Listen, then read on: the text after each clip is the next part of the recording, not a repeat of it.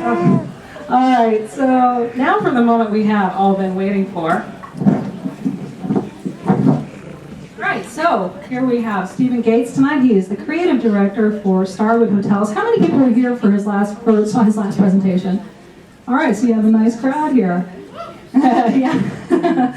The last talk was actually on March 15th of last year, and the title was Emotional Connections and Building Brand Loyalty Online. If you didn't get a chance to see that, we actually have the video of that, and you can go to our website to the slides and videos page, and you can check out that video. It was really, really good. And Stephen said you were actually approached by somebody in Spain who saw you on that video, which I thought was really cool. It's really weird. That shows you how small the UX community is. So that's what happens. So today he's here to give us all some practical advice on a subject that he knows really well. It's one he teaches, and it is the art of presenting. And so please give a big hand for Mr. Stephen Gates.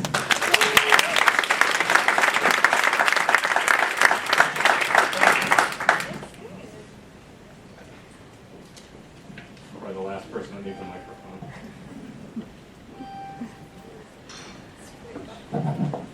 Okay. Everybody can hear me? In the back? Thumbs up? Everybody dubiously in the back? So, how you guys doing? It's late and I'm loud. I'm always like, I'm the, like, you know, if there is a session in like Las Vegas, like day 2, 9 a.m., or like after lunch where they need somebody that's like big and loud to wake everybody up, I'm the guy. So, for anybody who doesn't know anything about Starwood, we are a collection of what we call 9 design-led lifestyle brands that range from the high end at St. Regis down to something like 4 Points. We have 1,100 hotels in 11 different countries. Every day the websites that my team and I have designed does business in more languages than the UN.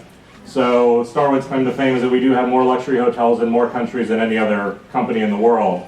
I'm the Senior Creative Director for what we call Global Brand Design, which is an internal agency of about 62 people that covers everything from 2D, which is print and branding, digital, film and video, interior design and architecture.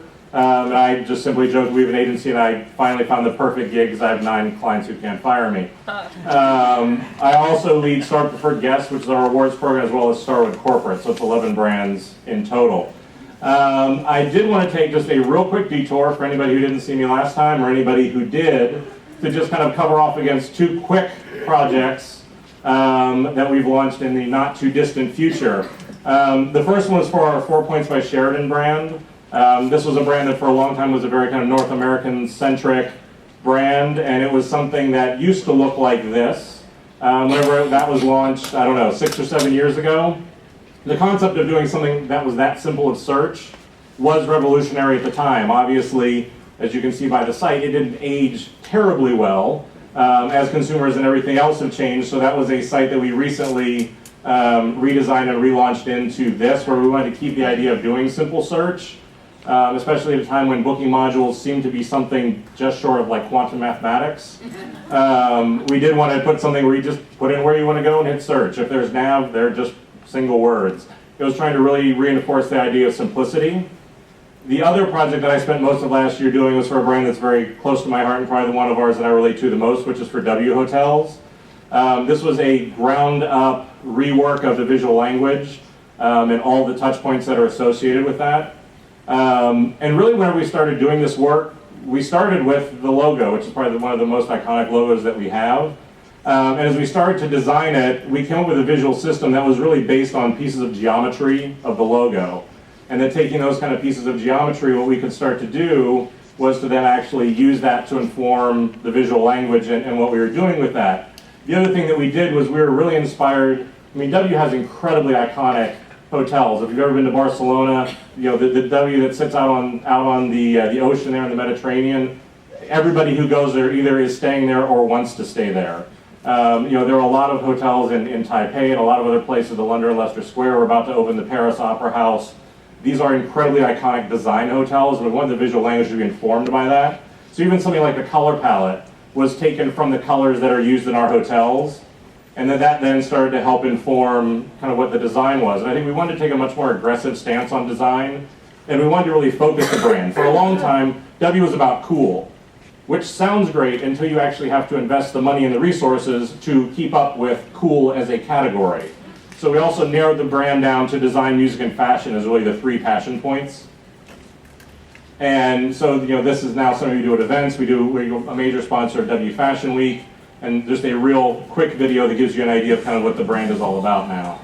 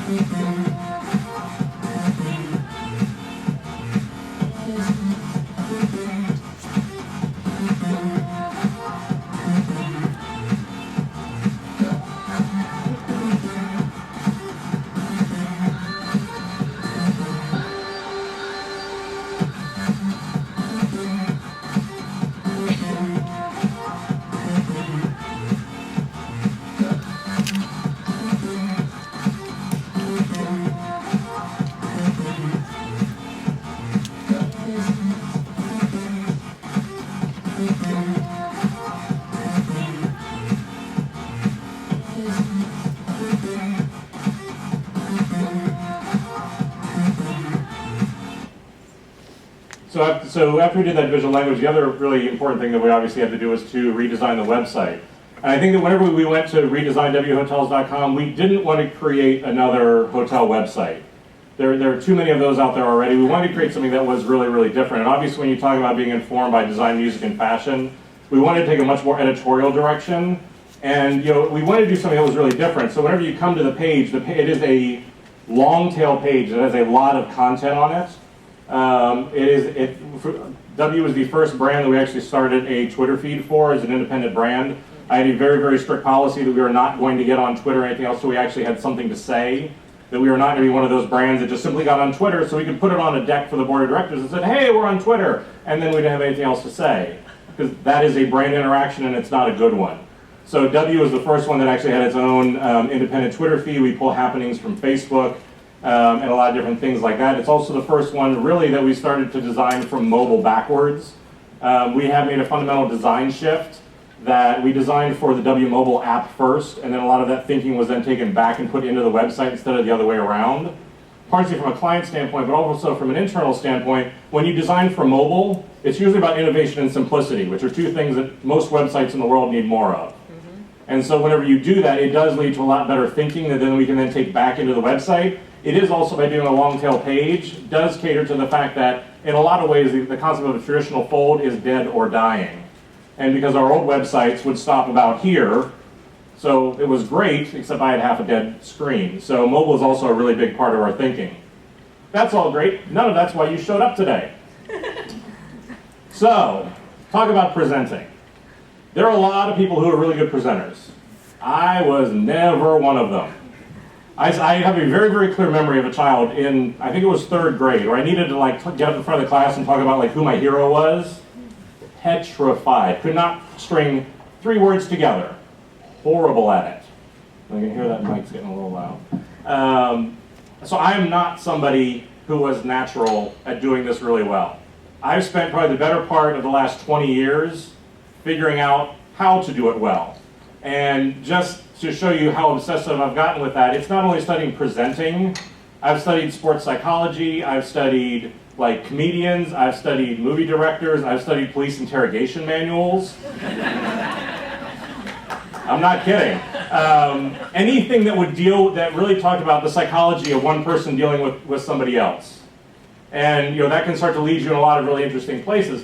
The other thing was that I am a 2nd generation creative director. My father was in advertising. A couple years ago, he sent me this chart, which I thought was incredibly funny, which really shows as an intern, we're using Photoshop and Dreamweaver all the way through up If anybody works on a PC, the executive creative director, that's the Mac email program, up to the chief creative officer, which just simply drinks champagne. Aside from being funny, what it does illustrate is that as you move along in your career, in any creative profession, what will start to distinguish you, or when you will hit a platform in your career, is whenever you need to transition from someone who produces work to someone who can talk about and sell work.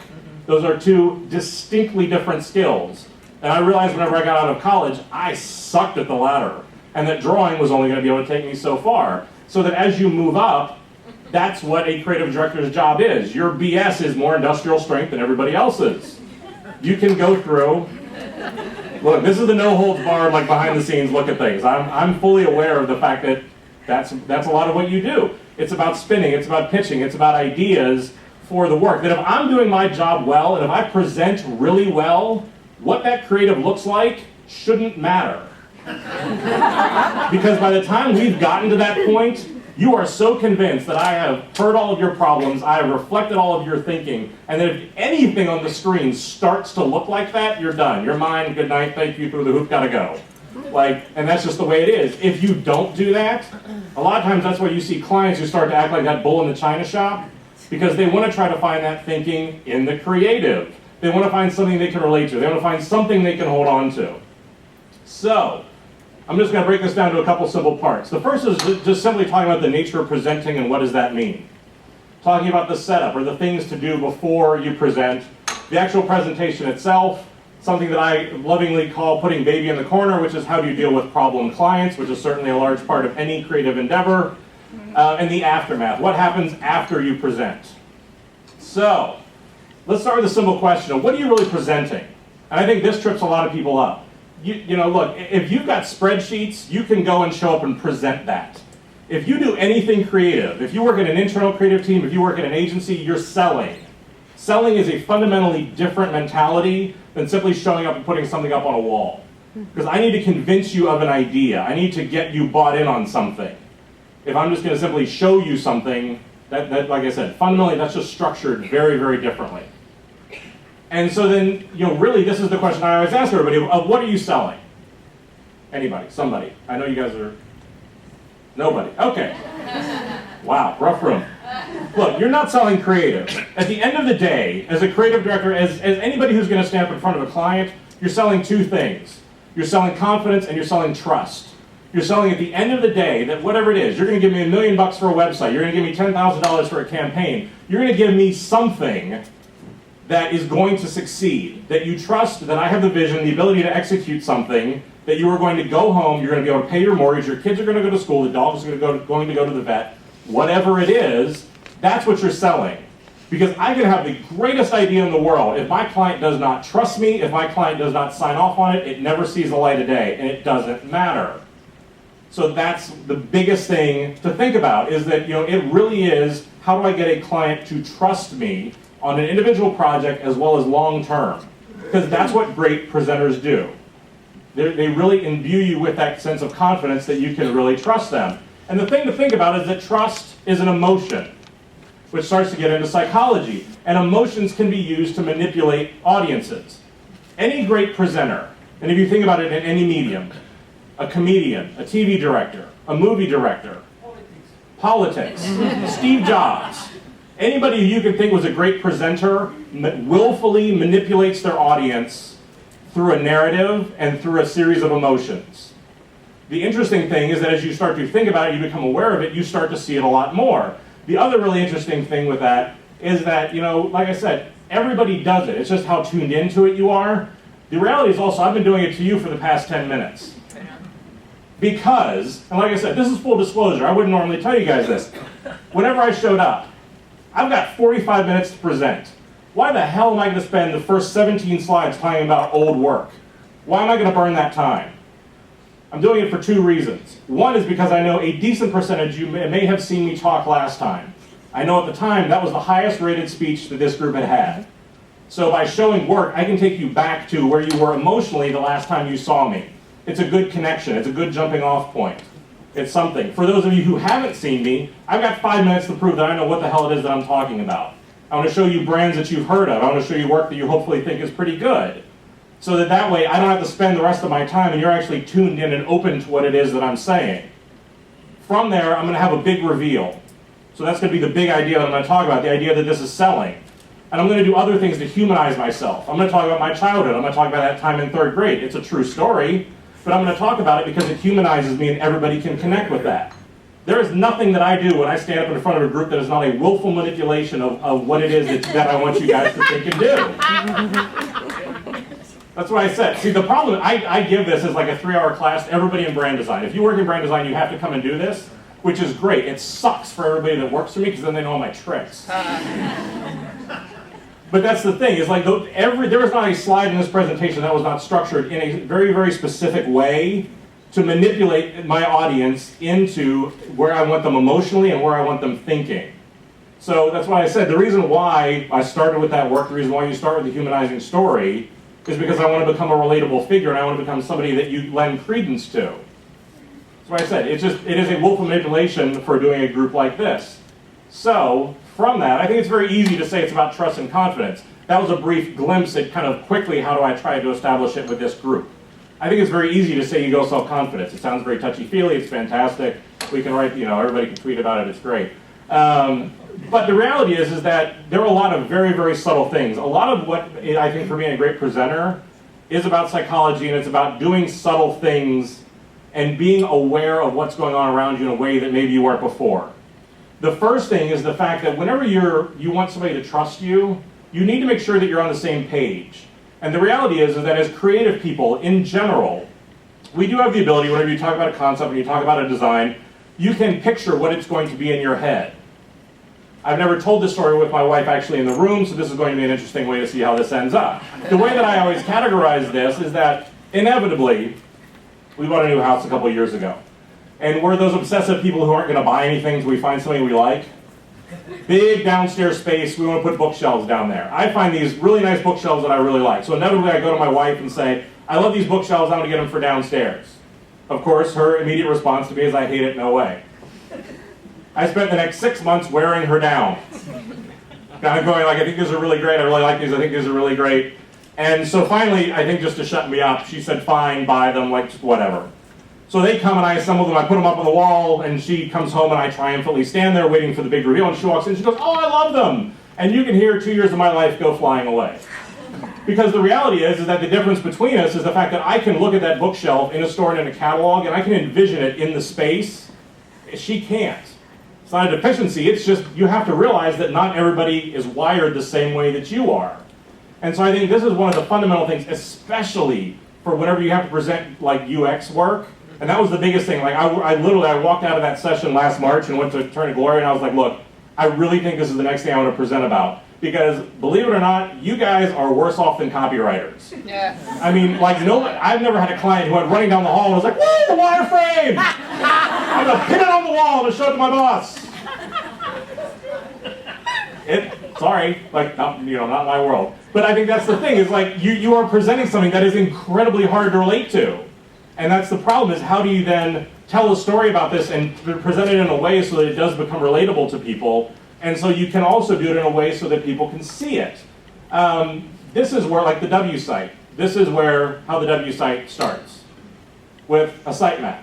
For us, I'll just tell you this out in the open. For us, a lot of our clients never see any IA, because quite honestly, a lot of them just simply can't make the leap from something like this or something like this to a finished product.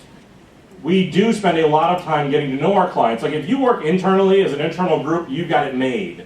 Because I walk into a meeting, I know exactly who I'm dealing with, I know exactly what the personalities are, I know exactly what their hang-ups are. Before Starwood, I worked at an agency and like leading new business. That was when I started actually studying like poker players. Because the ability to walk into a room and be able to cold read somebody, like I know all the stuff for which way you're looking, if you're lying, like all the really creepy things. But that was the thing, like I had to be able to walk in and read a room and know that, well, maybe the loudmouth person in the front actually wasn't the decision maker. It was a really quiet guy in the back of the room who's the one I really needed to win over. You have to figure out that power dynamic in about 5 minutes. So it does require something that is really, really hard. But okay, so do you show them a wireframe? Do you show them kind of like a colored in wireframe? So it starts to take on something that's a little bit more recognizable. Do you show them something like this that's a little bit more, that's more of a rough comp? This was something that we've done for W, or do you actually show them finished work? I think it's something that is really worth thinking about for at what point is your client going to be able to relate to something? Because the other truth is that no one is going to stand up in the middle of a meeting in front of all their peers and go, I don't know what you're talking about. Like, I can't see it, I don't understand how it works, we need to do this another way. Like, that just, I don't know. That's just, in my experience, nobody's ever done that. So I think the part of it is starting to look at and test them more than anything, because that, I will, whenever I talk to people, start to look to see if they can recognize what it is that I'm talking about.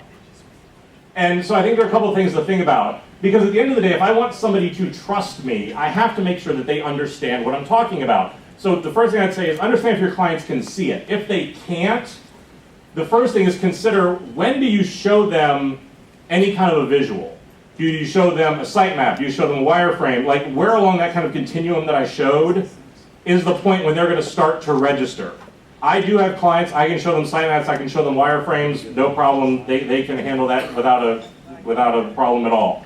I've got some, it's got to go all the way to finished creative before I know that light really comes on.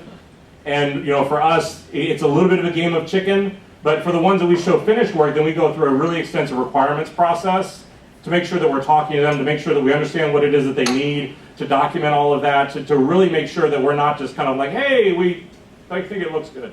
To really kind of go through that process. The other thing that I would say is that if you do delay that process, you can talk about usability in a different way to have a functional conversation versus actually showing them wireframes. So as to talk about the way a nav would work, to show other sites that would maybe be similar, to do other ways of kind of getting an insight for where their head is at without necessarily showing them the finished product.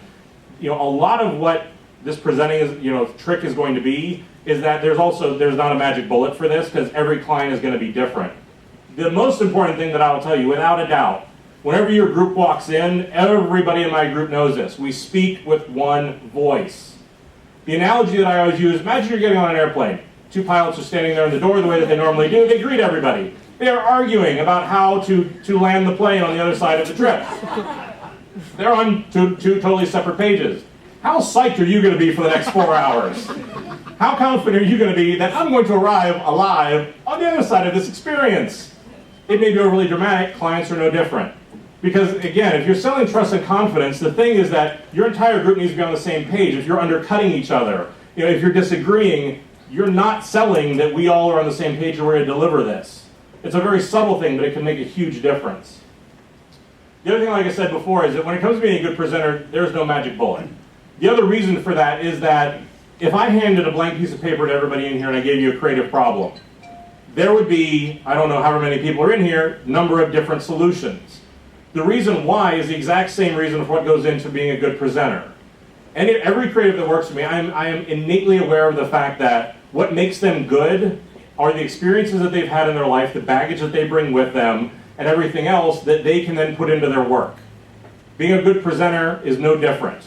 Everybody's hang-ups are different, everybody's confidence are different, and things like that. So a lot of what the rest of this is really talking about techniques, no matter what your skill set is, that you can use, and things to try to get you aware of what your process is.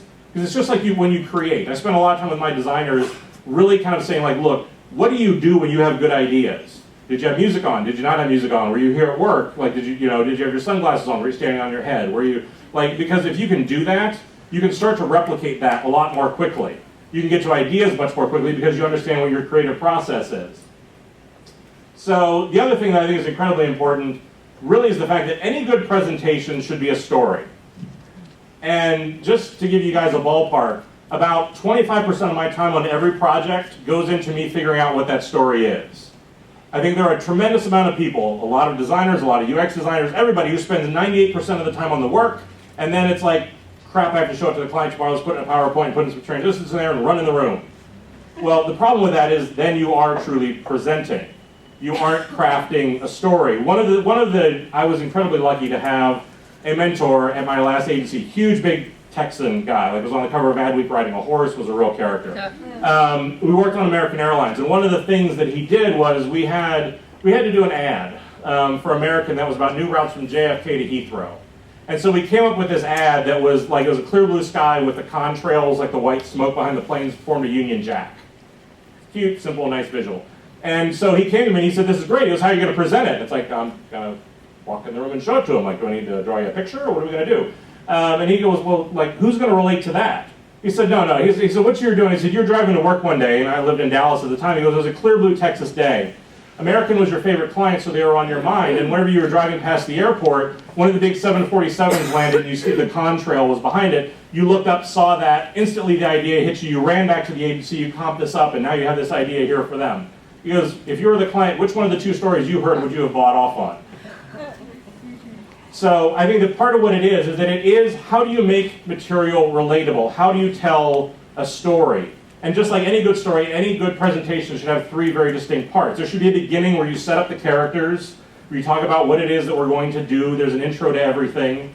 The middle, which I always think a lot of people tend to shade away from, is the journey. It's showing the work for how you got there. It's showing the problems that you overcame before you get to the big finish. Everybody wants to get to the big finish. The big finish is fun. The big finish is when we get the money. The big finish is when contracts get signed.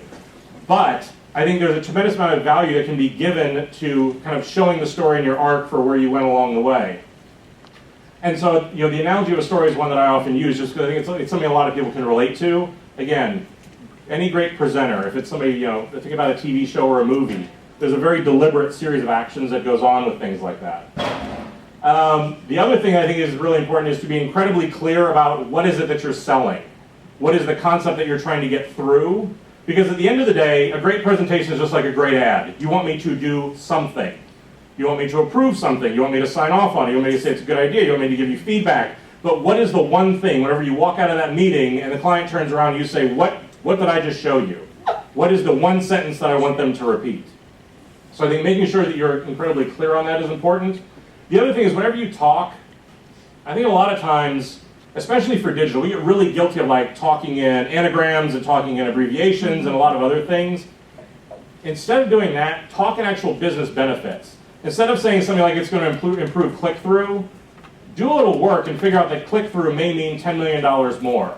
$10 million is the number I get excited about. $10 million is the number I can tell my boss about. That's something that is incredibly relatable and it's a benefit that I understand. So some of it is also figuring out how do you speak the language of the people you are talking to. So in a lot of cases, I think talking in benefits because those are the type of things that they can relate to. So we'll talk about the setup real quick. I think the first thing that obviously is incredibly important is to know your audience. I demonstrated a little bit earlier about kind of knowing the group that I was at. Here is some of the logic that I applied for how it was I started my presentation. You know, I think this is incredibly important. A lot of times it's really underrated.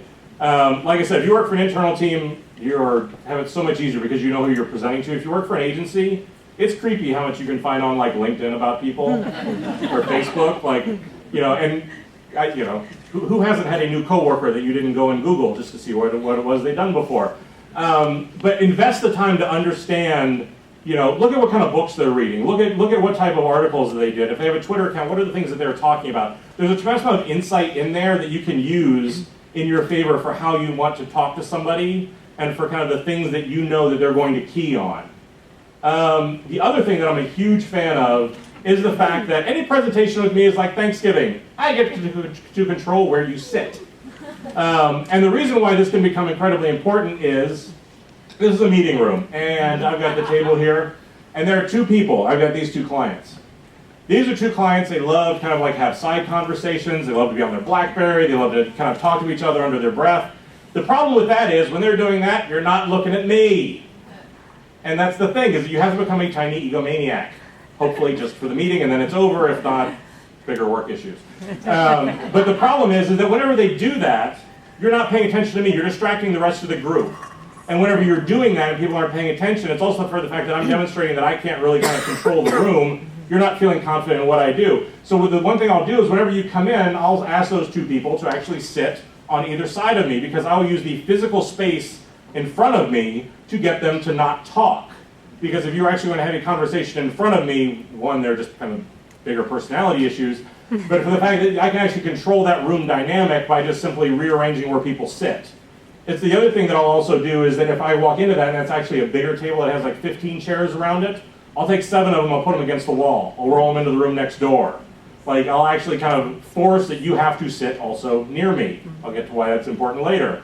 But it's simply just taking that 5 minutes, make sure the projector works, make sure the lights come on, make sure like your screensaver isn't on. It sounds dumb, but you know, again, if I'm going to trust somebody and you can't get the projector to work and I want to give you $1 million for a website, not really feeling it.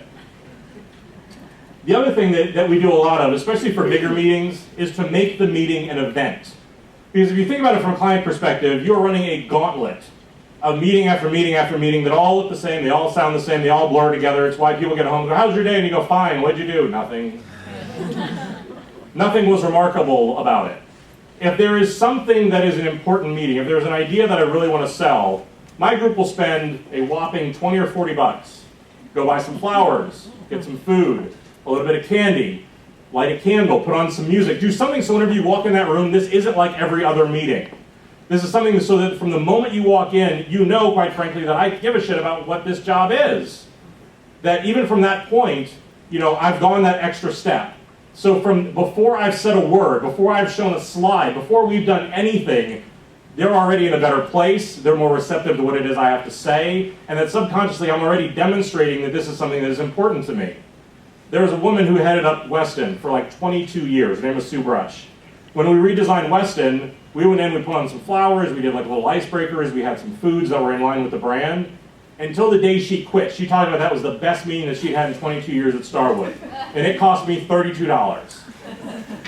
But that's the thing. It is incredibly simple stuff to demonstrate, again, like I said, before I've even said anything, that this is important. Limit the number of choices. Again, if I'm trying to sell confidence, and it's really interesting for me having made the crossover from being on the agency side basically my entire life to now being on the client side, there is nothing that is a bigger white flag that an agency is completely lost than to walk in and show me 7 options of something. Because at that point, you are clearly demonstrating you don't understand my brand, you don't have a point of view, and quite frankly, at that point, I am questioning why I'm retaining you. Because whether, you know, for anybody on my team or an external agency, we pay you to have an opinion. So the ability to kind of narrow down, to refine the choices, we will never, my group will never show anything more than 3 options, ever. You know, and out of that, there's a clear recommendation. Usually we start with something that's very expected. It's something that, you know, the client does expect, but it's also so, but really that's kind of like a throwaway concept. So I'm starting where you thought I would, which is great, but I'm going to talk you out of that one. So now we're down to 2 choices. The middle one is one that's a little bit further away, but it's not quite where I want it. It solves some of the problems of the first one, but it sets up a few more. And then the third one, which is the big finish, which is always going to be the recommendation, solves all the problems. The clouds part, it rains champagne and puppies, everybody loves it. But it's a very deliberate path of walking them through what you expect, something a little bit more that you like, you get excited about, but don't know it has problems. And then the final version, which then solves magically all of those problems, that's what you want to buy off on. So at the end of that, inevitably, I think I'm whatever it is, 57 for 57 on the fact that they picked the third one. So it is a fact that we also do show up and represent a very distinct opinion on what it is that we think people should be doing. The other thing that I'm a huge proponent of is practicing presentations. This is the #1 thing whenever I teach this class. People always come back, I talk about what's on the next slide, that they will do religiously. And the reason why I tell you to practice, everybody's got a cell phone. 90% of them take video. The fascinating thing, videotape yourself sometime doing a presentation. It's a lot like whenever you hear your voice on an answering machine, and you go, I've heard my voice every minute of every day for 38 years. I cannot sound that dumb. That is not, my voice does not sound like that. You think that's bad? Yeah, take a 45-minute presentation and then go back and watch it if you want something that's kind of like earth-shattering. For me, these are my 2 dogs. Oogie is on the left, Buddha is on the right. Don't let the cuteness fool you. These 2 know more about brand strategy and luxury lifestyle design than the head of most companies. And the reason why is because, and I always say this, pitch to your dog, pitch to your cat, pitch to your boyfriend or girlfriend if you can get them to sit that long. Pitch to something with eyeballs. Sit the phone next to them. That way you are presenting to something breathing, because I do think that that helps because there's something for you to focus on. And tape it. And then go back immediately after and watch it. It will be the most stunning experience I guarantee you've ever had. Because there are a lot of times, I did it for years, and it's like, man, I'm on, it was smooth, I sounded good, and you watch it back and you're like, I look like Forrest Gump. Like, I don't, like, you stumble, because a lot of it is, again, it is an internal perception.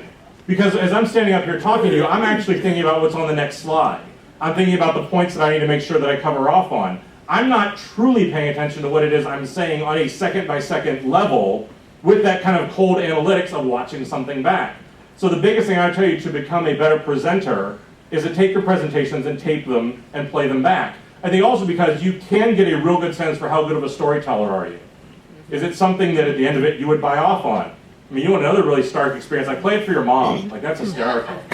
Like, play it back for her and go, would you buy that? I mean, 98% of the time it's no, that's what moms are.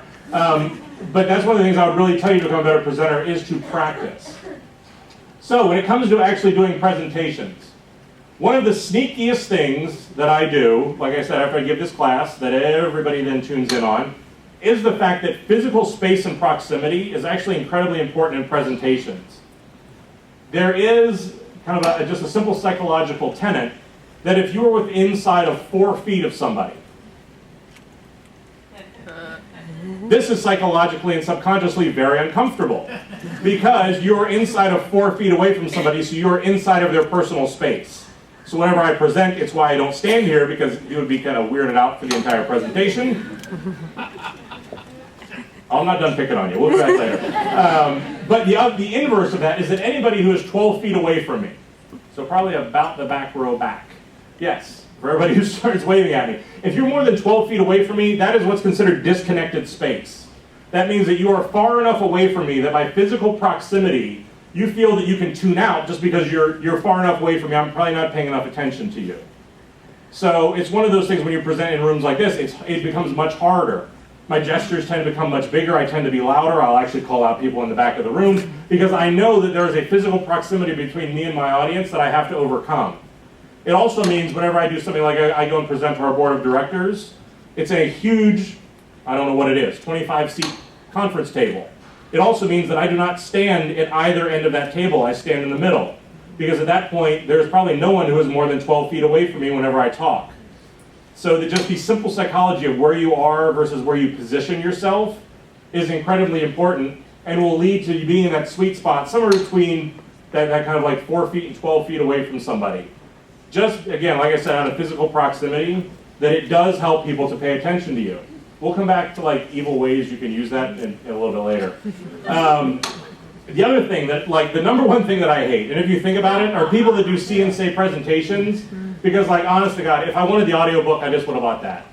Like, because if you think about it, you have this, I've got this slide, so I'm going to stand here and I'm going to read you everything that's on this slide. So you get the sense that I don't really know the material, and you don't get a sense of confidence of the work that we're presenting. Okay, so think about it. Everybody's seen one of these presentations. They all suck. And the reason why is two things. One, you can read at least twice as fast as I can talk. So that whenever you're doing that, you're tuned out to about 60% of what it is that I'm saying. You're going to listen just long enough to make sure that on this next slide I'm going to do the same thing and read the entire thing again. But at the end of it, what confidence do I have? If this is a huge project, you spent a year working on this and you can't even stand up here and have a basic conversation about it, what does that say?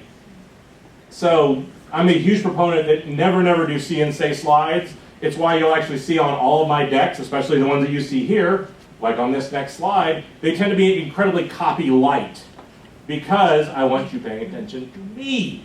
I want you listening to what it is that I say, not reading a whole bunch of stuff that's on the screen. Because again, if it's split attention, there are a lot of charts, there are a lot of really complicated visuals, there's a lot of stuff up there. You're going to be studying that, not listening to what I've got to say. The other thing that I'm a huge proponent of is killing people who skip ahead. So again, I've got a bulleted slide. I've got all the bullets that come up at once. So when I'm talking about the first one, you're listening to me. By the second one, you're reading ahead. By the third one, you know where I'm going with this. By the fourth one, you're on your BlackBerry. And by the end of this, you're thinking about whenever this is over, what are you going to go have for dinner? Again, you can read faster than I can talk. So there are a couple things that I always make sure that I do. One is I will either project the deck like this, or there is one single handout. I don't care if there's 17 people. We can all huddle around. We're all good friends. The other thing is no handouts till the end. Obviously, if you paid for it, I'm going to give the clients their work. You don't get it till the end. Builds, if you have a slide that has to have a lot of bullets, like this one, have them come in one at a time. So that as each one comes in, you're still listening to me. The other thing is that, for me, for a lot of us, I work in a global design organization. There are many, many times I do not have the luxury of having people in front of me. I have to pitch over the phone. I have to pitch to people in other parts of the world. And how do you kind of overcome that? WebEx is great, but a lot of times, inevitably, like you'll get that client who'll say, well, hey, can you send me a PDF of the deck the night before so I can take a look over it? Sure. I'll send it to them. About 15 minutes later, I get a call. They go, you know the PDF has a password? Yeah. Can I get it? Sure. When the meeting starts tomorrow morning, I'll be happy to give it to you. The reason why, and for me, it does become a bit of like a mafioso thing. It is a simple matter of respect. If my team has spent anything over 2 hours working on something, you owe me the respect of listening to the thought that went into it, the logic that went into it, and also just as a presenter, I don't want to have to spend 45 minutes going over a presentation that you've already seen, that you are not really going to listen to, that you're just going to wait to the end to hit me with a bunch of assumptions that you have already made because you saw a deck that did not have me actually talking about it. So now I have to spend even more time undoing, disproving things that you thought, oh, I thought that's what you meant. Well, if you would have listened to me, you knew that wasn't what I meant. It was what I said. So the other thing is, like I said, whenever you actually have to present over the phone, this is a trick that I use a lot. It takes a little bit of time to indoctrinate clients to getting used to it. But in the end, I think it is tremendously, tremendously helpful. The other thing that I do a lot, in general, is kind of just take a group's temperature. Time is a little bit short here, so I'm not doing it quite as much. But there is also a thing of just when you're just passively sitting and listening for any period of time, chemically, your brain will start to just kind of go to sleep a little bit. If you think about anytime you walk out of a movie or gotten off an airplane, why are you tired? You've just been sitting there for 2 hours. What was so exhausting? It's because your brain actually goes into this thing where it does start to kind of shut down. The simple fact of just checking in with somebody to get it to flip back to an active mode will help fight that. If you're doing this over the phone, I'm a bulldog. I drive people insane. The second I hear you hit that mute button, ooh! I don't care if I'm in the middle of a sentence. I don't care if I'm in the middle of the big finish. There's a conversation that is going on that I'm not a part of, and that's not going to happen. The other thing that I'll do a lot is you'll check in and ask questions. Not like simple yes or no questions like, hey Dave, you understand what we're doing? I want questions that need a response. Because if you're on the other end of that line surfing eBay, I'm going to get you. Because like if you're on, because look, I know people have IM. I know you can tell, have a side conversation. I want to ask you a question that requires an answer. Because what I want to do is I kind of want to put the fear of God in you a little bit, that I may make you look stupid in front of your boss. Because if you're going to do that, then I've instilled just enough of a sense of fear and panic that you're not going to drift too far away from what it is I'm doing, because you think I might do it to you again. So that's why I said, like, anytime anybody hits the mute button, I'm instantly asking a question that requires them to just cut that off. Because, I mean, that you can have, your whole thing going a whole different direction, because there's no worse words in the world for me than like, oh, well, we were just having a conversation on our end. And why was it on your end? So I really think kind of just like checking in, taking their temperature, and making sure that it is a conversation to fight the distractions that are out there is incredibly important. Putting baby in the corner. Clients have problems. The first thing I would tell you is that if clients have problems, don't be afraid of that, because it actually means that you're selling them. On some level, however small or big it may be, they find something that they like. If you think about, whatever it is, the person who knocks on your door, the person that stops you on the street, the thing that you just want to get out of as quickly as you can, the timeshare pitch, whatever. I'm not asking any questions. I'm not looking at you. I'm not taking out any shiny objects. Like, I just want to get this over with as quick as I can. I have no problems. I've got no questions. Like, everything is great and honky-dory. That's great. Give me the pamphlet so I can just get the hell away from you. Like, that's all that I want. But it is one of those things where people have problems. Don't be afraid of the fact that it's like, they don't like it. It just simply means that, like any other process, there are problems that need to be solved. It's a really small thing. Whenever I talk to clients, I never use the word no. I'll say yes, but. There are people who react very adversely, or becomes a power struggle if you use the word no. It is an incredibly small thing again, but just simply watching and structuring the way that you phrase and you respond to people, just with that yes but, can become incredibly important. The other thing that I'm a big fan of, we've all had clients who like to be overly dramatic. You get to the end of a presentation and they'll go, yeah, this is great, but you know what, I hate it. That's awesome. Glad we spent all this time doing this. But the reality is that A, that does not tell me anything about the problem that I need to solve, and B, I doubt it's true. So one of the techniques I'll always do is I'll repeat whatever that is back to them. And say, okay, so you're going to say here in front of everybody that you hate all of this. There's something very interesting that happens whenever somebody hears it repeated back to them that way. Well, they'll kind of go like, no, I don't hate everything, I just don't like the purple. Okay. The reality is you've at least then given me something I can key on and I can start to work on in terms of the problem. Because the other thing whenever you're doing a presentation is that it is about a power struggle. The best presentations keep the power in the middle of the table. Because if I have too much of it, then I'm becoming over dominating, it's not a conversation, we're probably going to get to a solution that you don't like. If it's all on the client side of the table, then I'm just going to get run over.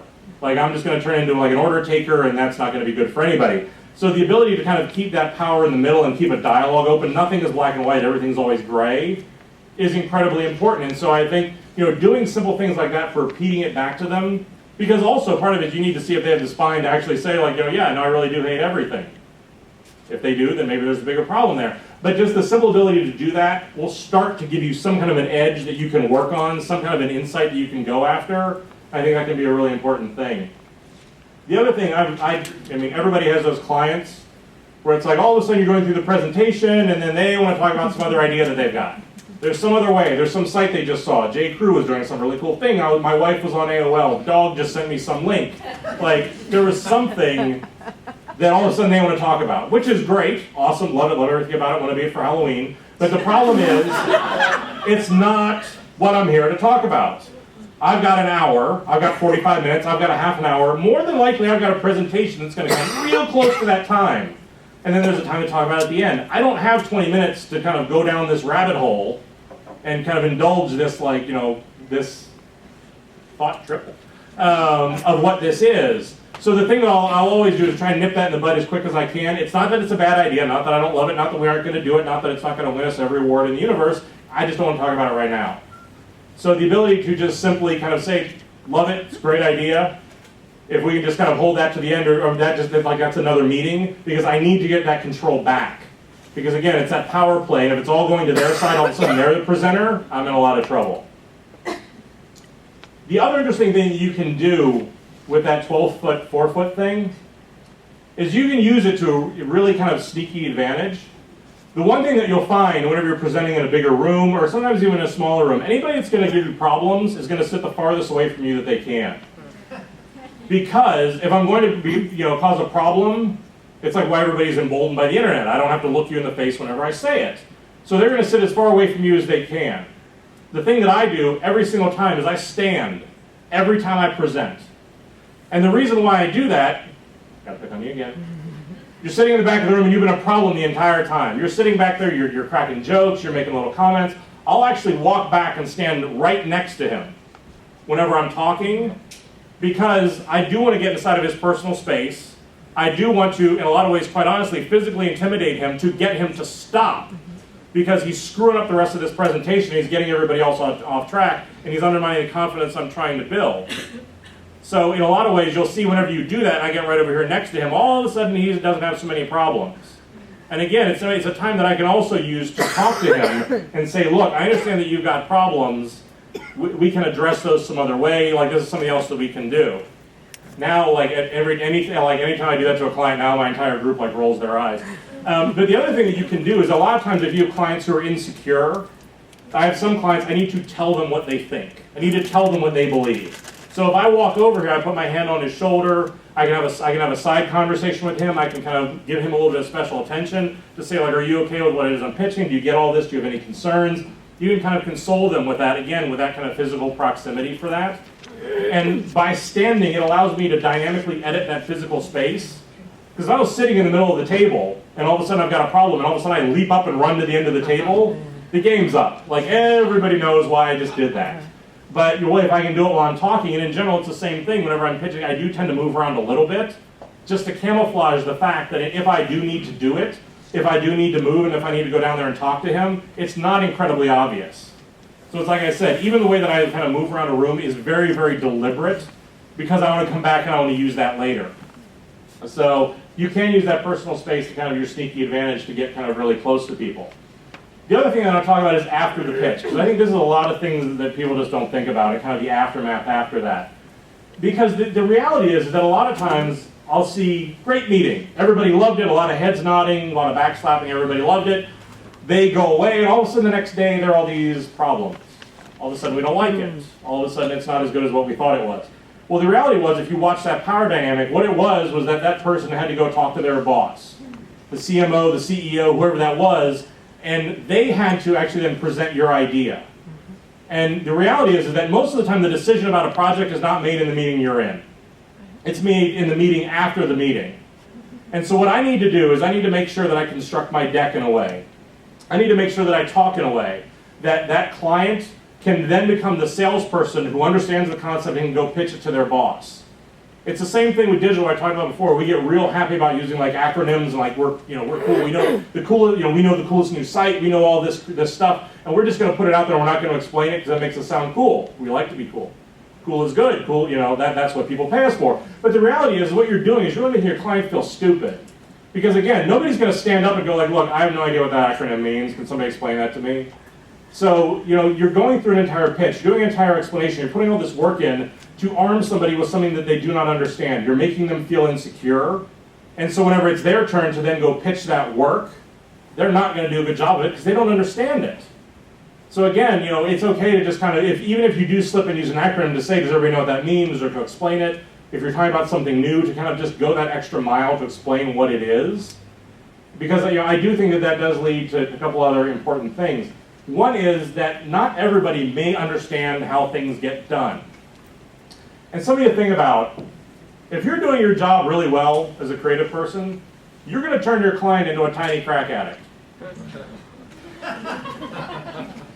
Think about it. You're going through a creative process. You're coming up with new ideas. You're coming up with things that are exciting. They're fun. I want to pin them on the wall. I want to talk to my friends about it. I want to show my wife what that is. It's fun. I get a little endorphin hit off of that. Well, there's a point in any process. Whenever IA goes into design, design goes into production, production goes live, there are dark periods. We're not having fun. You're telling me I can't change anything anymore. I don't like that. I want that hit. I want the fun. Where's the fun? And so, you will see there are certain clients who go looking for the fun. I want to change things. I want to do something new. I want to change the scope. I want to have fun again. So the reality is also, and this is a true story, there are with certain clients, I will manufacture problems that don't exist. We're going to change something, the solution's been done for like a month. But I'm going to go in and say, we have this problem, we need to think about this. What do you think about if we did this? Ooh, I love it, that's new, that's great. We already had that planned out a while before. But it gives them that little hit, it gives them that endorphin buzz. It gives them that little bit of change that they've been looking for, and then they're fine again. And then I can get them through to the design, to the prototype, to whenever it's live, to it's gone through QA, whatever that is. But I just dole them out that little hit, and they're fine.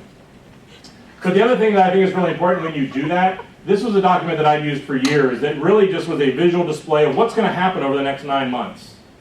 Whenever you go through and we're going to build a website, what are the phases, who are the people, when do I need something from you, and what does that look like?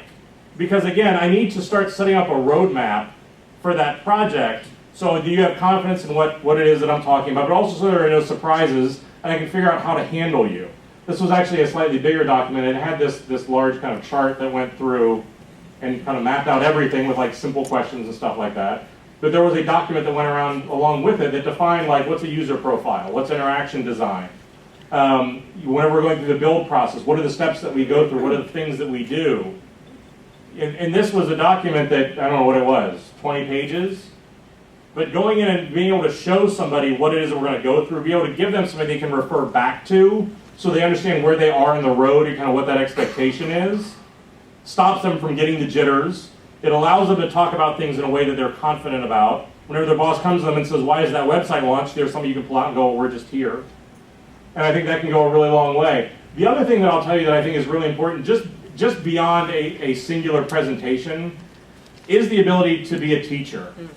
In a lot of ways, the ability of educating your client on what that abbreviation means, on what that new site is, on going through and kind of educating them not only on the project, but just the perception that that creates for you. Because the thing that I want is that whenever there's a creative problem, especially whenever there's a digital problem, I want mine to be the first thing that comes out of everybody's mouth. It is a trained behavior that I want. I mean, unfortunately, one of the things I also will relate a lot of client relations to is dog training. In dog training, it's about shaping behavior. It's about getting a dog to sit and giving them a treat when they do it. Same thing with clients. You pee on the carpet, I'm not giving you a treat. But it is about shaping behavior so that I'm viewed a certain way, and that so that I am empowering you so that you can do your job better.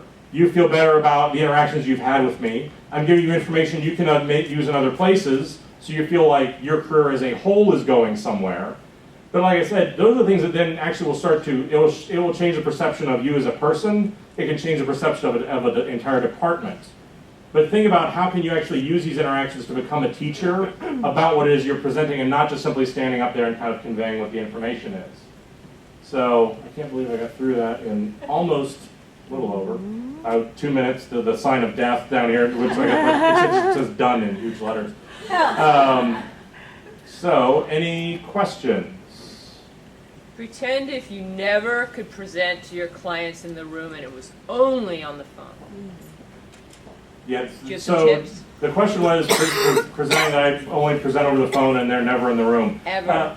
Ever. And actually, that is a scenario that I do have. There are a number of different people that I interact with in different divisions. Some of that is, again, everything I do is really deliberate. Using the small talk before a call starts to understand what are the books you're reading, what are the movies that you're interested in, what did you and your wife do this weekend, what are the problems that you have at work, like, what's driving you crazy. All are little things that seem innocuous to people and they don't see it coming, but they do start to give me insights to understand what is it that you key on and what are the things that interest you that I can use to then leverage whenever I'm talking to you. A lot of it is asking almost too many questions to make sure that they do understand, to make sure that, because again, I don't have the ability to read your face to know that you don't really understand what that is. Sometimes I will, if it's a particularly problematic one, push for doing something like over video chat, to, even something like screen sharing or video chat so I can get some kind of an insight into people. But a lot of it is really looking at how can I use every interaction and every one of those meetings to try to come away with that with some kind of learning about how is it that I need to do that the next time. If I've showed you wireframes and it was a really bad meeting, was it a bad meeting because of the idea or because you didn't really understand wireframes? So I think, again, it is a very, very deliberate process with me to use every single action I have with everybody to learn something and to shape perception. Thank you.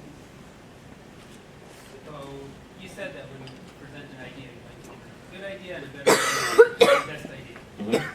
Paul Rand was notorious by saying he only presents the one good idea. If you give the client an option, he will always pick the worst. Right.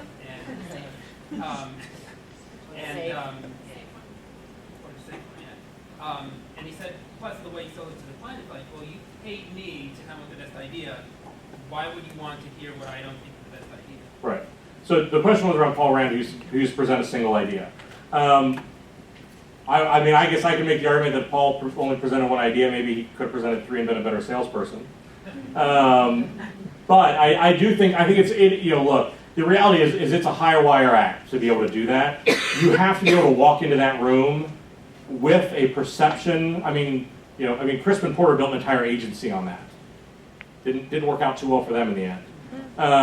But it is one of those things where it is a real higher wire act, and to kind of walk into a room like this and say something like that, I think really is irresponsible. Just because I think in a lot of ways, I'm not in a position to be able to do that. Even with where I am, as long as I've been with that company, to walk in and just kind of go, this is it. Take it or suck it. Like, it's just that's just not that type of thing. Also, just because I do think that the flip side of that, though, is that any client who's paying you is also looking for some type of value. And the fact that, if there is just one idea, how do what's the metric that I have to compare that against?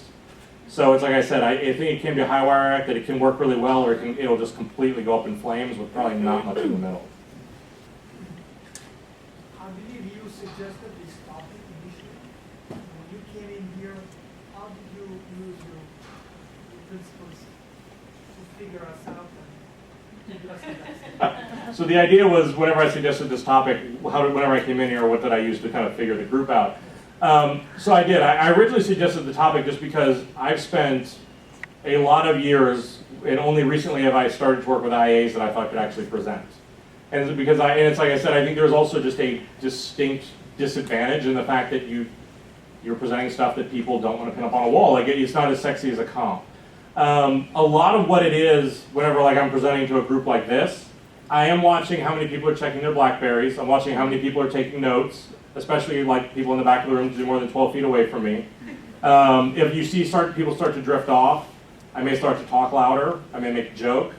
There is an ability to dynamically read the room, because you can start to see like if people start to shift their weight in their seats. I think it's one of those things where like go see bad presenters and watch the audience. It can be incredibly insightful, so that if you see people doing that, you know you're going down in flames. I was at like a HOW conference or something. Like the woman was so like she was going down so hard she like tried to physically stop people from leaving. It was scary. But no, that's a lot of it. I'm looking for eye contact. That's why I do tend to kind of scan the room a lot.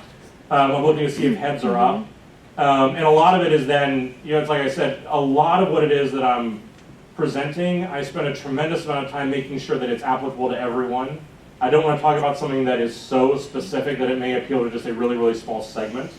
I'm very deliberate in the topics that I pick. Everybody who showed up here has to present. It's a universal truth. So again, for me, it's something to talk about that everyone can relate to, as opposed to picking something that's really niche and really small. But then it is also, like I said, there's a willful way that I will put together a presentation. You think about what are the moments that I need to be funny because I've told too many stories, or there have been too many slides without a graphic, or something else like that, for kind of how do you bend the room to get it to pay attention to you. Especially on a deck like this, which is hard because, when you're talking about presenting, there's not a lot of great visuals for that. I don't want to stand up here and play a whole bunch of videos of like, here's Steve Jobs, he was a great presenter. I would tell you to go read Steve Jobs' biography so you can see just how insane he was and how manipulative he was. No, but honestly, like Steve was deliberately not say anything after somebody had pitched something for like an uncomfortably long amount of time. Then whenever he would say something, he would talk faster than he needed to. He would be louder than he needed to, because a lot of people found it very jarring. And whenever they were that jarred, they tended to pay attention more. I mean, he was a master craftsman at manipulating his audience. I mean, he's somebody that could launch products without CES. He just kind of he didn't need it. But that's what I said. I mean, because a lot of it, the people that I studied are literally like comedians. That's somebody who is completely manipulating their audience with nothing but cadence and story structure. And that's it. And you think about the difference between like, Chris Rock or Adam Sandler, these are all people that, in the way that they talk and the way that they structure their stories, really their presentation is what makes them popular. So I mean, these are a lot of the things whenever I look at people like that I'm fascinated to see how are they structuring their story. Comedians that use overly long pauses, or will take you in a certain direction where you think what the punchline is and they go in another direction. It's a willful manipulation of the audience, and they gleefully kind of go along with it. So, start in the front and work my way back to everybody.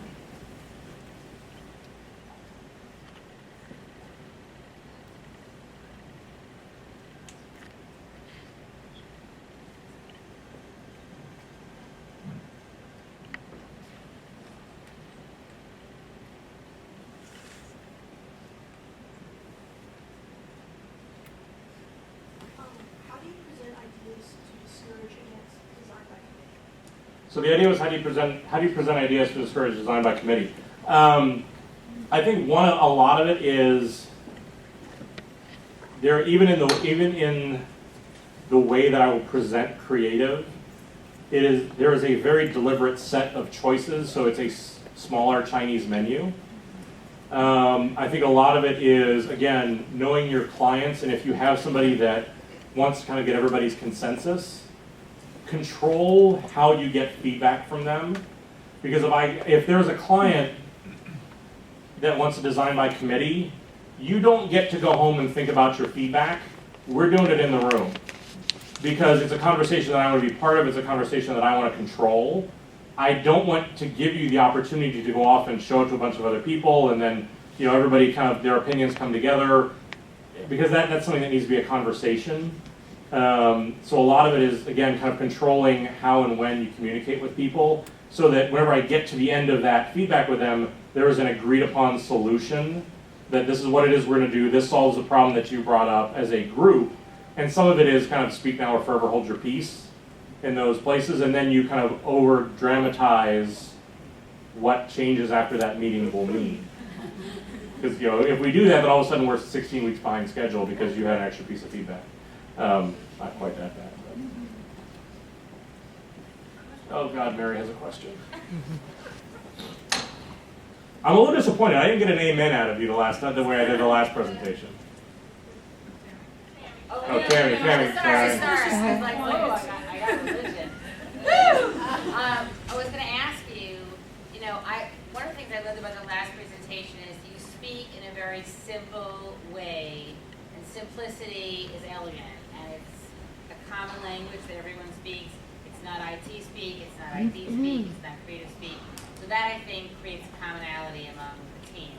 But besides the fact that we live in a world where we present something that most people don't understand and can't see, let's be honest, we're dealing with cross-functional teams where secretly IT is at war with Marcom, Marcom's at war with e-commerce, every channel is at war with everybody else, and if you're talking to a global audience, France really has an axe to grind against the US, et cetera, et cetera, et cetera. So, I'm going to use the SS word.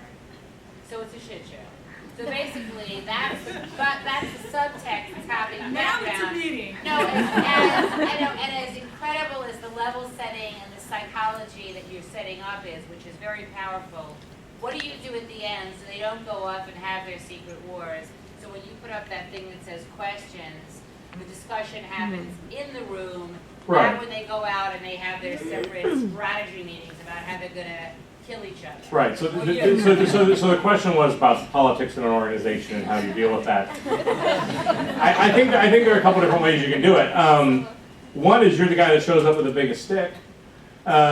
Just because in a lot of cases there are times in the past whenever you purposely make sure that you have a really good relationship with whoever the most senior person is, and so that they would just maybe happen to get a preview of the work before the actual presentation.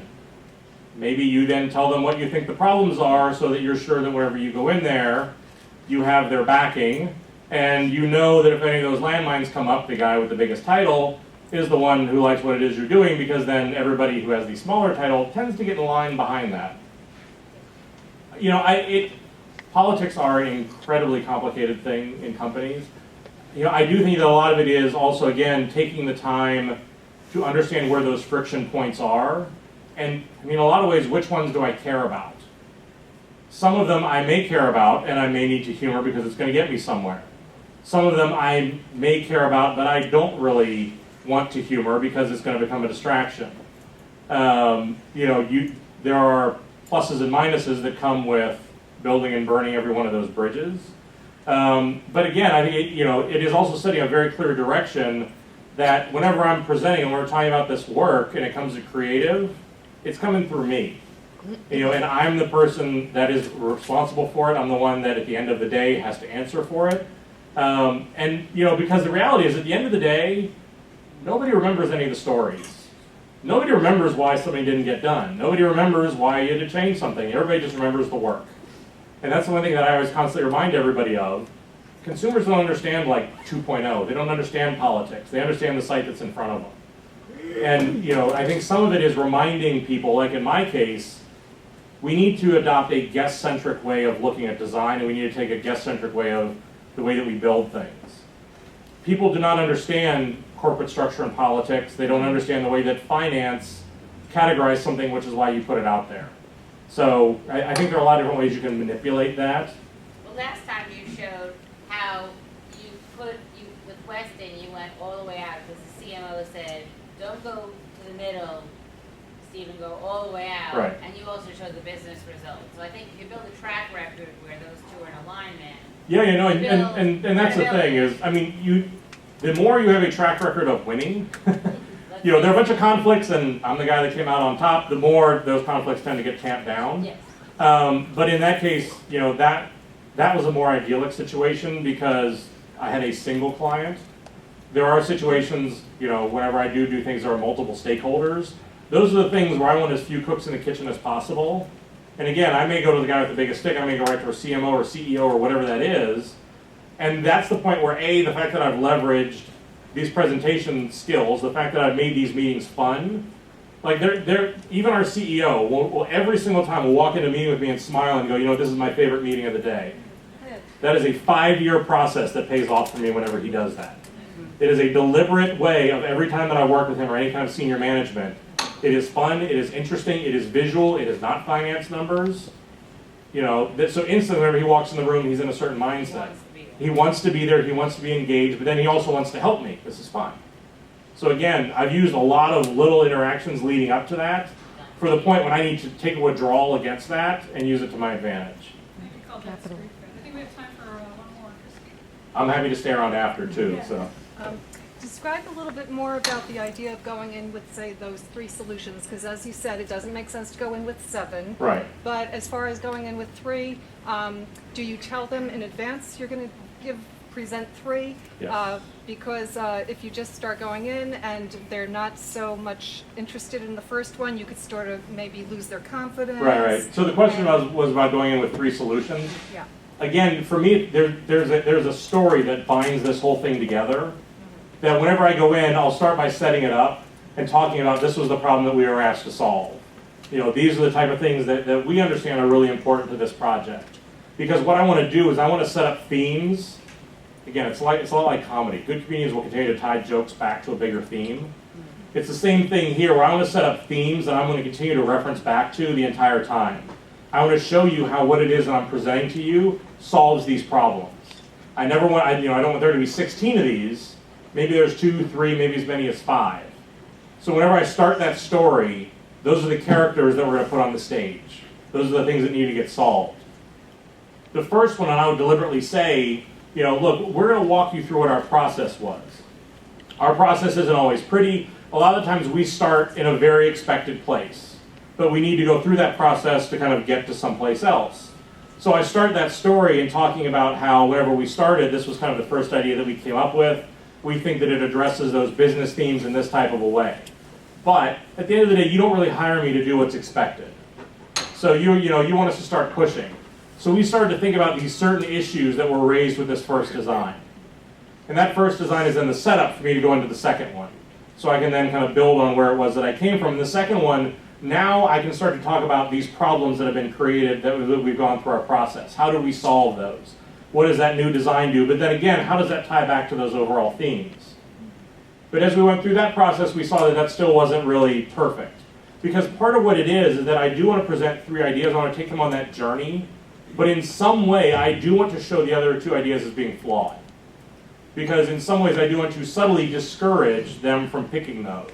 Do you let them start to discover those flaws of it? No, I point them out. Oh. I'm very clear in the fact of, you know, again, I don't want to leave that to chance, because if you leave that open, they're picking the worst one every time. But so then as I kind of walk through that story, and I say ultimately, we had these business goals and now we have these problems. Here's the third one that more than likely is going to do something that is different from the way we've done things before. But in being different, it still addresses our business goals. Like, I am a bulldog. Whenever I hear somebody say, like, ooh, I like that, but like I'm kind of worried about something, I've got it perfectly right. Because the other thing to realize is when you're talking to an audience, you ask anybody in business, I don't care who it is, like, you know, who's all for innovation? Who's not putting their hand up for that one that still wants a job tomorrow? But the reality is, innovation means change. If you're innovating something and you're doing everything the same way, it's not innovative. Innovation means change, and it is also letting people know that by doing this, it is innovative, it is different, but that does mean we need to do something different. You know, one of the things that is actually like inscribed on the wall of my office is that good work is the greatest threat to great work. And it's that same thing, because like good work will get sold, but it doesn't move the needle. So that third idea that's the great work. That's an innovative idea. We're going to do something different. I want to make people a little bit nervous, but it solves all these problems. It solves the problems that I've set up with the past two designs, but it also solves these business problems. So it's like I said, by the time that we get to that, I've built such a story. I built the business case. I built these problems that we need to solve, that at that point, you're just waiting for me to tell you how it does that, and what it looks like almost doesn't matter. Like, as long as you see that reflected style, I can show it to you, in the back, done, gotcha. Like, so by the time I get to that, I have presented 3 ideas, but it's like I said, 2 of them were to show a process. You know, you do feel like you've gotten your money's worth, you know, you feel like, and maybe there are parts of some of the other ones you want to use, and you can leave that open, and you know, again, if you've got clients that you know that like to do that, put like the footer you want in the 3rd idea and the 2nd idea, purposely, so that you can kind of go, well, you know what, that's a really good idea. Actually, that 2nd one, that one is a lot better. Why don't we put that one in the 3rd? Yeah, I figured that out a week ago that I was going to do that. So you're right. That's a great idea. That was a brilliant idea you just had. We should do that, even though I thought of it a week ago. But it's like I said, I think it's going through that process and telling that story, so that whenever they get to the end of it, they look at that design as being more than visual. They understand what the benefits are for it, how it addresses that business need, but then they also have some insight into our process and what it is that we've done. They can relate to it. So it's a very, very deliberate path that I walk people down to do that. So I think, you know, for me, that's the rhythm that works the best for me and why I've kind of developed it that way. Because like I said, that way when I get to that, yeah, there are 3 options, but there's really only kind of that one. Thank you. Awesome. All right, everybody. I'm sorry, I will sit there and